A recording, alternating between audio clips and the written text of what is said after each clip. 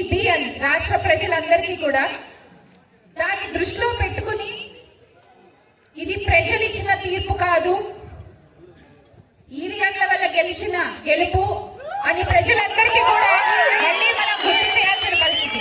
అలాగే ఇంకొక ప్రముఖ నాయకుడు ఉన్నారు, ఈయన ఎక్కడన్నా కనబడితే కొంచెం చెప్పరా మీరు నాకు?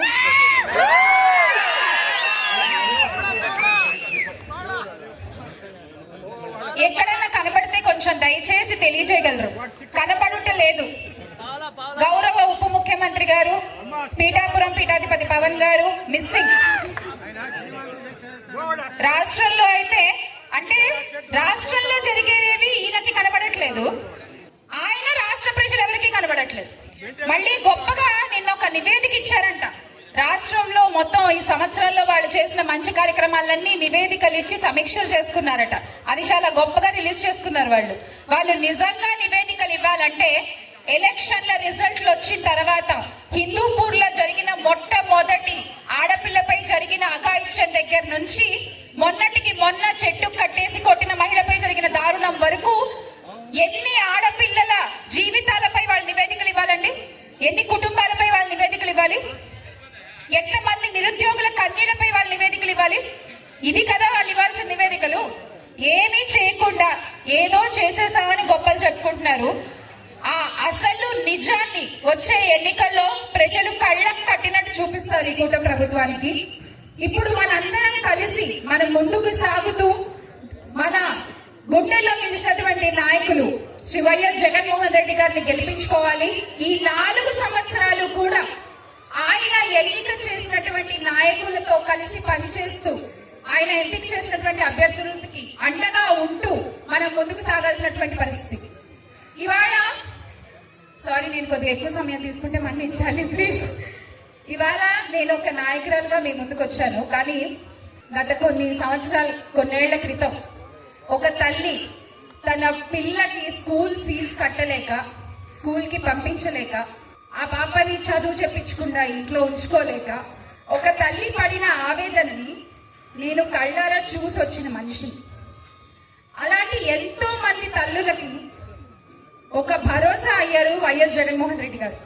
ఎంతో మంది నాయకులు వచ్చారు, ఎన్నో కబుర్లు చెప్పారు, వెళ్ళిపోయారు. కానీ ప్రజలు ఆయనపై పెట్టుకున్న నమ్మకాన్ని నిరూపించి చూపించిన వ్యక్తి అమ్మఒడి రూపంలో శ్రీ వైఎస్ జగన్మోహన్ రెడ్డి గారు మాత్రమే. ఆ రోజున అది కేవలం ఆ తల్లికి 100 రూపాయల సాయం కాదు, ప్రతి తల్లి తన బిడ్డ బంగారు భవిష్యత్తు కోసం వేసే మొదటి అడుగును చూసింది ఆ సాయంలో.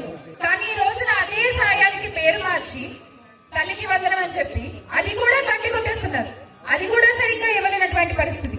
ఇతర నాయకులు మాటలు మాత్రమే చెప్తారండి, కానీ జగన్ అన్న ఒక్కసారి మాట చెప్తే ఆ మాట మీదే హస్తాక్షరం చేసేటువంటి వ్యక్తి ఆయన.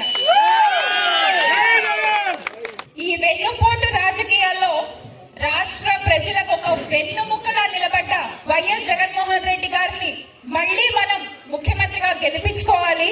ఎందుకంటే పెద్ద మనుషుల కళల్లోనే కాదు, ప్రతి పిల్లల ఆకలికి కూడా ఆయనే భరోసా. ప్రతి పేద పిల్లల ఆకలికి కూడా ఆయనే భరోసా. ఇప్పుడు రాష్ట్రంలో ప్రతి ఒక్కరనే మాట అందరికీ అర్థమైంది, నిజాలేంటో. మన కోసం ఆ రోజున ఆయన నిలబడ్డారు, ఆయన కోసం ఇప్పుడు మనం నిలబడాలి అనే మాటే ప్రతి ఒక్కళ్ళు మాట్లాడుతున్నారు రాష్ట్రంలో రైతులు ఆనందంగా ఉండడమే జగనన్న ఆశయం.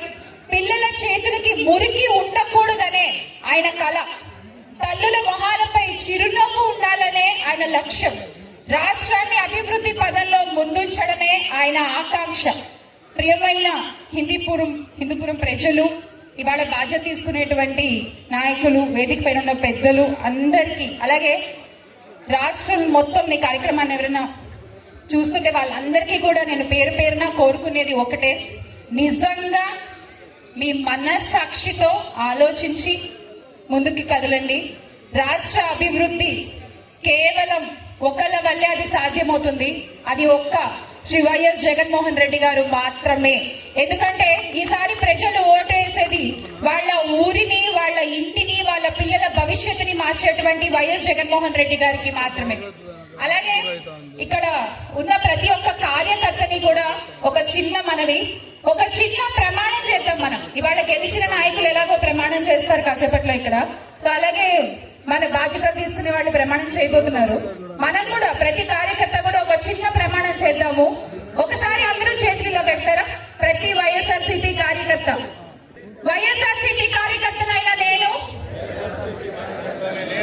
ఎటువంటి వ్యక్తిగత రాజకీయం చేయకుండా వైఎస్ఆర్ కాంగ్రెస్ పార్టీ కోసం జగనన్న గెలుపు కోసం నిజాయితీగా కష్టపడుతూ ప్రజల మధ్య విశ్వాసాన్ని పెంచుతూ